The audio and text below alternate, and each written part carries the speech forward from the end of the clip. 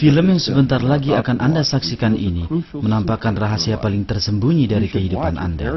Anda harus menyaksikannya dengan penuh perhatian karena film ini membahas masalah yang dapat mengubah cara pandang Anda terhadap dunia materi. Film ini tidak hanya menampilkan pendekatan yang berbeda atau pandangan filosofis, tapi ini adalah fakta yang dibuktikan oleh ilmu pengetahuan saat ini.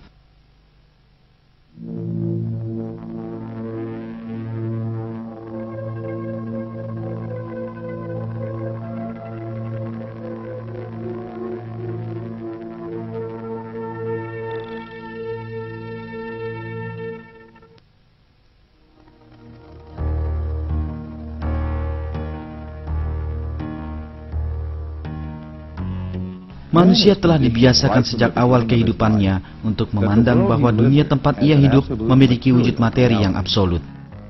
Sehingga ia tumbuh dewasa di bawah pengaruh pengkondisian ini dan menjalani seluruh hidupnya dengan cara pandang ini.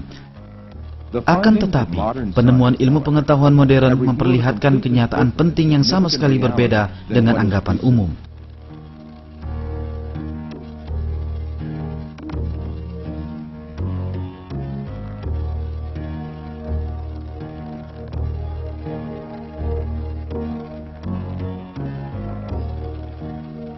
Semua informasi yang kita punyai tentang dunia luar sampai kepada kita melalui panca indera kita. Dunia yang kita pahami terdiri atas apa yang dilihat oleh mata, didengar oleh telinga, dicium oleh hidung, dirasakan oleh lidah, dan disentuh oleh tangan kita. Manusia bergantung hanya pada kelima indera tersebut sejak lahir. Itulah mengapa ia mengetahui dunia luar hanya sebatas apa yang diberikan melalui indera ini. Tetapi, penelitian ilmiah tentang indera kita telah mengungkapkan kenyataan yang sangat berbeda tentang apa yang kita sebut dengan dunia luar. Dan kenyataan ini telah membongkar rahasia sangat penting tentang hakikat materi yang menyusun dunia luar tersebut.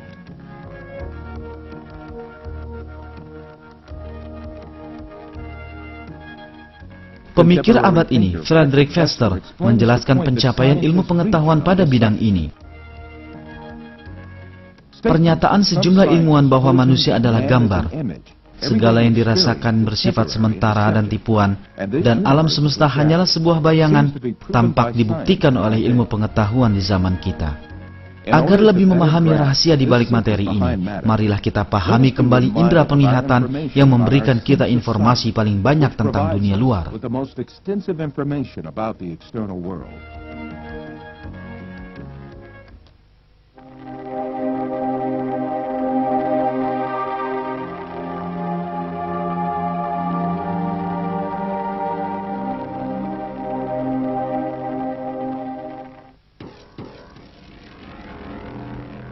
Proses melihat terjadi secara bertahap.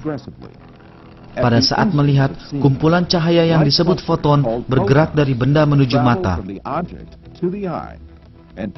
dan menembus lensa mata di mana foton ini dibelokkan dan difokuskan ke retina di belakang mata.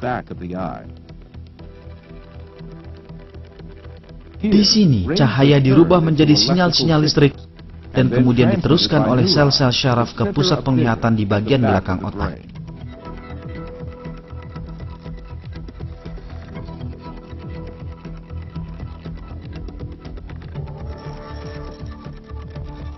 Proses melihat sesungguhnya terjadi di pusat tersebut yang berada di otak.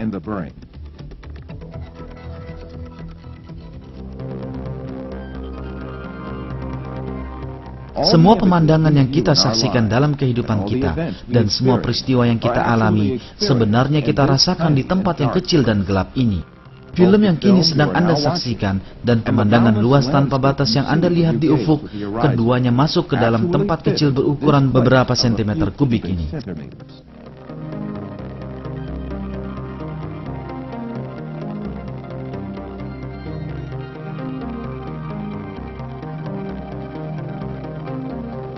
Sekarang, marilah kita cermati kembali informasi ini dengan lebih seksama. Ketika kita berkata, kita melihat, kita sesungguhnya melihat efek yang ditimbulkan pada otak kita oleh cahaya yang sampai pada mata dengan merubahnya menjadi sinyal listrik. Ketika kita berkata, kita melihat, kita sebenarnya menyaksikan sinyal-sinyal listrik pada otak kita. Di samping itu, ada hal lain yang perlu diingat. Otak tertutup rapat dari masuknya cahaya, dan bagian dalamnya gelap gulita. Oleh karenanya, ia tak mungkin akan pernah berhubungan dengan cahaya. Kita dapat menjelaskan hal ini dengan sebuah contoh. Anggaplah di hadapan kita ada sebuah lilin menyala, dan kita melihat cahaya lilin ini. Selama kita melihat cahaya lilin, bagian dalam tengkorak dan otak kita sama sekali gelap. Cahaya lilin tidak pernah menerangi otak maupun pusat penglihatan kita. Namun kita melihat dunia berwarna-warni dan terang benderang dalam otak kita yang gelap.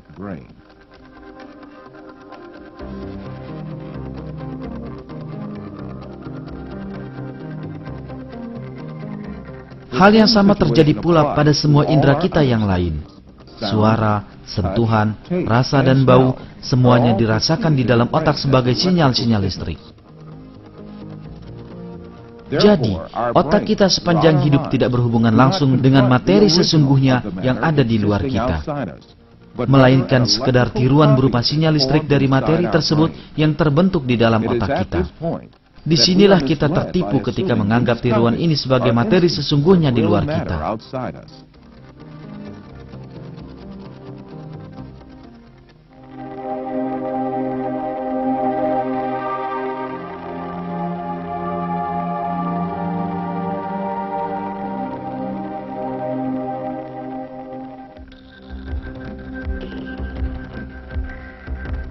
Kenyataan ini menghantarkan kita pada kesimpulan yang tak perlu diperdebatkan lagi.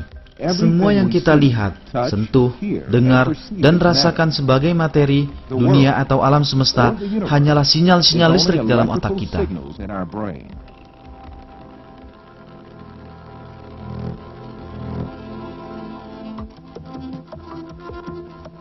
Sebagai contoh, kita melihat seekor burung di dunia luar.